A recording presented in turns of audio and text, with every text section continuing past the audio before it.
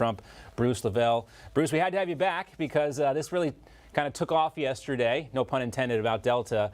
And Pete, we wanted to talk to you as well because you sent us an email this morning to talk more about how the corporation Ericsson is selling out to China, and we'll get to that in a second. But Bruce, first to you. I think you have to appreciate the irony here when it comes to Delta yesterday announcing that they're going to start selling middle seats again. And let's not forget that the whole reason why there was this push for expanded absentee ballots and mail-in voting is because of the pandemic. So Delta's coming out against this law. And really what this law is intended to do, and what it does do, for those of us who have read it, it squares Georgia voting laws with a lot of other states in the country.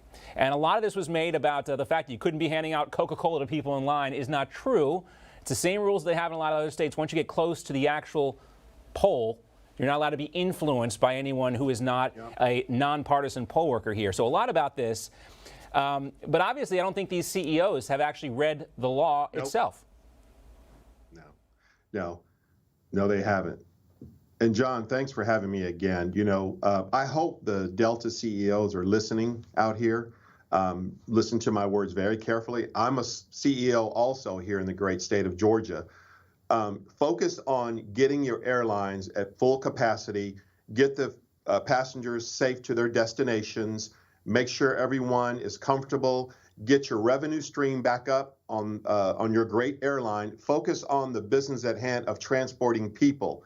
John, when this bill was put into the House, I might have counted a handful of protesters in the duration of the negotiations of this. Now at the Monday quarterbacking, and you are absolutely right, I don't even think anyone's even read the bills.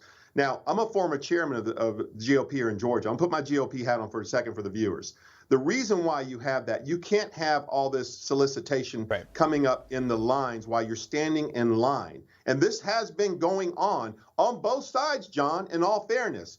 We want our voters here in the great state of Georgia to stand in line, bring your thermos, bring your coffee, whatever you got to bring, be comfortable, but they should not be subject to people walking up to them, trying to influence them to vote a certain way, and that's Republican and Democrat. So this craziness about they can't have water and all this is ludicrous. In terms of the ballot boxing, you know for a fact that I know that Zuckerberg money that went out and influenced all these battleground states. And I said this on your show way back last year on Fox and all the other networks, that throwing in regular ballots in there without proper chain of custody, without great supervision to make sure and ensure that those voters are valid to vote in the state of Georgia as well as the country was going to be a disaster. So this is going to be helpful for our entire republic.